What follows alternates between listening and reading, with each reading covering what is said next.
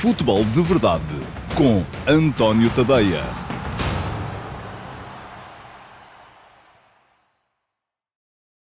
Olá a todos e sejam muito bem-vindos ao Futebol de Verdade Flash para o Vitória Sport Clube 3, Gil Vicente 1. Uma entrada muito forte do Vitória e algo apática do Gil Vicente acabou por ser decisiva na passagem dos vimaranenses às meias finais da Taça de Portugal. Golos madrugadores de Tiago Silva e André Silva permitiram à equipa de Álvaro Pacheco colocar-se confortavelmente na frente logo nos primeiros 11 minutos e gerir o jogo depois, no tempo que faltava. Até final, os visitantes puseram-se por cima da partida e fizeram por merecer mais do que aquilo que levaram. Ainda reduziram por Murilo, mas no último lance da primeira parte viram Jota Silva recolocar a diferença em 2 tentos. E apesar da superioridade que evidenciaram durante a generalidade dos segundos 45 minutos, foram sempre muito imprecisos a definir as ocasiões que criaram, nunca chegando a reabrir verdadeiramente a questão do resultado. O 3-1 final foi uma oda à eficácia vimaranense e um castigo ao atraso de 15 minutos com que a equipa de Vítor Campelos entrou em campo. No final, foi o Gil Vicente quem teve mais bola, 54% a 46%, quem mais rematou, 13-12, e quem mais situações de golo criou, mas muitos desses números podem muito bem ter sido inflacionados pela situação confortável em que se colocou a equipa da casa. Ficará sempre a dúvida acerca do que fariam as duas equipas caso o resultado tivesse voltado a abrir.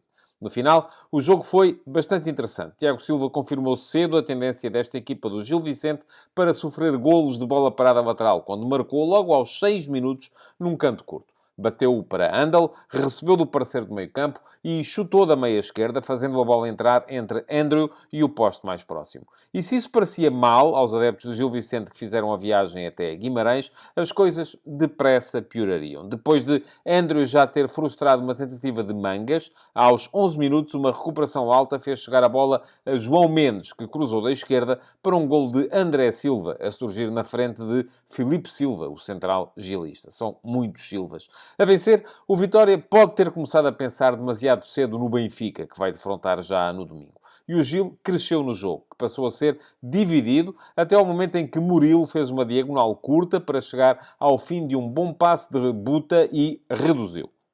Era o reabrir da eliminatória. Faltavam 8 minutos para o intervalo e o Gil Vicente chegou a ameaçar com o golo do empate. Alipur perdeu por 2 vezes, atirando ao lado aos 39 minutos e vendo o Charles negar-lhe com uma boa defesa aos 43. Até que o golo surgiu, sim, mas do outro lado. Já nas compensações da primeira parte. Endel recebeu a bola entre linhas, chamou a pressão do central Filipe Silva, que não foi compensada pelo lateral Buta. O médio vimaranense teve assim campo aberto para servir Jota Silva, que fez o golo. Em toda a segunda parte, Campelos tentou de tudo. Deu à equipa uma linha de 4 atacantes, que explicarei mais à frente, quando vos fizer aqui a fotografia tática do jogo, mas não conseguiu nunca o golo que reabriria a eliminatória. Charles, vestido hoje com o equipamento a celebrar o aniversário de Neno, o histórico guardião do Vitória, brilhou em diversas situações, como quando desviou um remate de Murilo, que levava selo de golo aos 53 minutos, ou quando, já nos descontos, impediu Touré de marcar depois de 2 tabelas, primeiro com Buta e depois com Fujimoto. Pelo meio, Martineto ainda acertou num poste, aos 68 minutos, e tanto Alipur, aos 62, como Afonso Moreira, aos 79, definiram mal em situações privilegiadas para finalizarem. Ao Vitória, só restava deixar o tempo escoar-se. No final, a equipa da casa fez a festa e aumentou para 7 a série de vitórias consecutivas no seu estádio, a dias de ele ir receber o Benfica.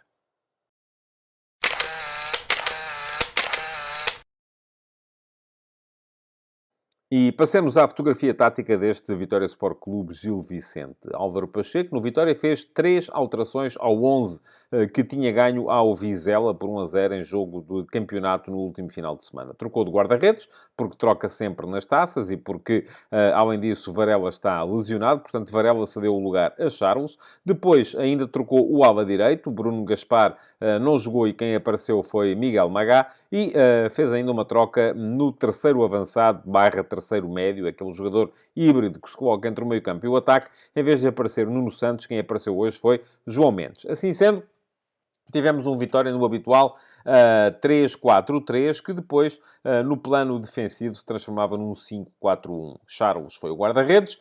Três centrais eram Jorge Fernandes, Borevkovic e Tomás Ribeiro, isto da direita para a esquerda. Miguel Magá apareceu como ala direito e Ricardo Mangas como ala esquerdo. Os dois médios eram Tiago Silva e Tomás Hendel. E na frente apareceram Jota Silva, pela direita, André Silva como ponta de lança e João Mendes no tal papel híbrido. Ora aparecia como terceiro avançado a jogar na meia esquerda, ora aparecia como terceiro médio mais próximo de Tiago Silva e de Hendel. Ora, defensivamente, o que é que acontecia? Jota e João Mendes fechavam os corredores laterais, o que permitia que Miguel Magá e Ricardo Mangas baixassem para fazerem linha de 5 atrás. E isso foi muito importante, conforme vamos ver mais à frente. Perdão. No caso do Gil Vicente, Vítor Campelos fez 5 trocas relativamente ao 11 que tinha perdido por 3-0 com o Benfica no último fim de semana. Trocou o lateral direito, em vez de Zé Carlos, quem apareceu foi Alex Pinto. Trocou um dos centrais, com a introdução de Felipe Silva, em vez de Ruben Fernandes, do experiente Ruben Fernandes. Fez ainda uma troca na zona de meio-campo, em vez de Morigbane, regressou Martim Neto, que só não tinha jogado contra o Benfica, porque, sendo emprestado pelos encarnados, não podia fazê-lo.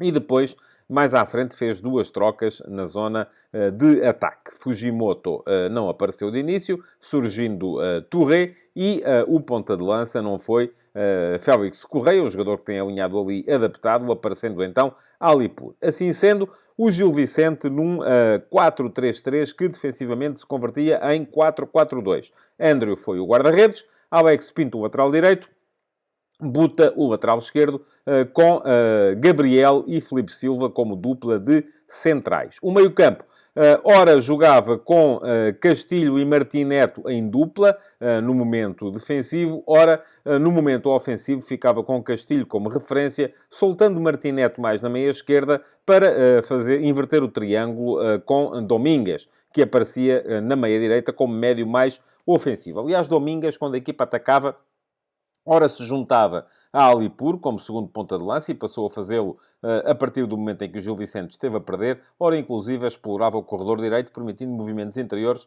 de Touré. Touré era o extremo esquerdo e os movimentos interiores eram, isso sim, de Murilo, o extremo direito. Portanto, Murilo, o extremo direito, vinha para dentro, Domingues aparecia muitas vezes junto à linha, ora aparecia como segundo ponta de lança ao lado de Alipur. Daí a tal reconversão do 4-3-3 em 4-4-2, que se de início era apenas no momento defensivo, a partir do momento em que o Gil Vicente se viu a perder, passou a ser também no momento ofensivo, porque geralmente apareciam sempre 2 homens por dentro, um deles era Alipur e o outro era alternadamente ou Murilo ou o próprio Maxime Domingues. Depois, quem mexeu primeiro foi o Vitória. Tiago Silva, aos 57 minutos, deu lugar a Zé Carlos. Pareceu ser uma questão, sobretudo, física. Ao minuto 66, Vítor Campelos começou também ele a tentar refrescar a sua zona ofensiva. O Gil Vicente apareceu mais alto no campo na segunda parte, a tentar pressionar a saída de jogo do Vitória, a tentar meter mais gente na frente. Viu-se frequentemente Campelos fazer para dentro do campo a indicação de 4. Queria 4 homens na frente e nesta altura já estava a jogar com Murilo, a partir da direita para a esquerda, Murilo, Domingues, Alipur e Touré, os 4, e a equipa quase muitas vezes a aparecer em 4-2-4. Ora, ao minuto 66, Domingues cedeu a vez a Fujimoto, que foi fazer exatamente a mesma coisa, alternando a meia-direita com a posição de segundo avançado, e, além disso, trocou ainda Murilo por Afonso Moreira, que foi também colocar-se na direita do ataque, onde estava o capitão de equipa. Depois, ao mesmo tempo, também mexeu o Vitória, trocando João Mendes por Nuno Santos, mas sem alterações táticas. Ao minuto 76,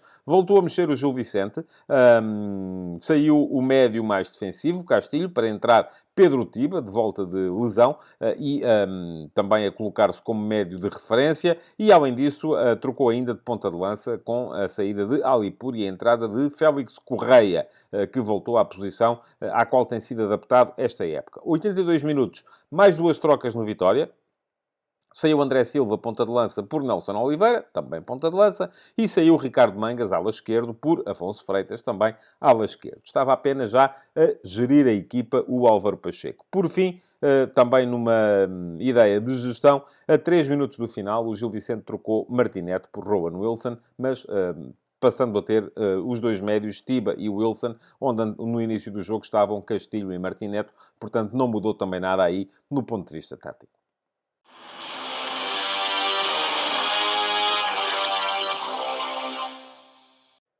A equipa do Gil Vicente apareceu melhor a atacar do que a defender, cometeu erros no plano defensivo, nas vezes em que o Vitória chegou com perigo perto da baliza de Andrew, mas lá está, aqueles que foram os seus principais destaques, eu gostei dos laterais, dos dois, Alex Pinto e Buta, acabaram por ser dos mais fracos também no ponto de vista defensivo. Ofensivamente estiveram bem, tal como esteve bem também Martim Neto, um jogador muito interessante, a carregar a bola para a frente. Touré tirou ali uma série de iniciativas individuais ou até mesmo em combinações curtas com os companheiros que o levaram até situações de finalização, e Murilo foi ainda assim de todos aquele que melhor se exibiu na equipa gilista. Os heróis estavam do outro lado, foi o Vitória que ganhou o jogo. Gostei muito do jogo de Jota e André Silva. Porquê? Porque foram eficazes nos momentos que tiveram para finalizar, fizeram-no sem erro e acabaram por marcar um golo cada um, da mesma forma que Charles fez uma exibição muito boa, com 3 ou 4 grandes defesas a impedir o Gil Vicente de reentrar no jogo. Ainda assim, quem encheu o campo, quem me encheu mais as medidas, e foi para mim o herói deste jogo, foi o centrocampista Tomás Hendel. Foi ele o herói deste Vitória Sport Clube Gil Vicente.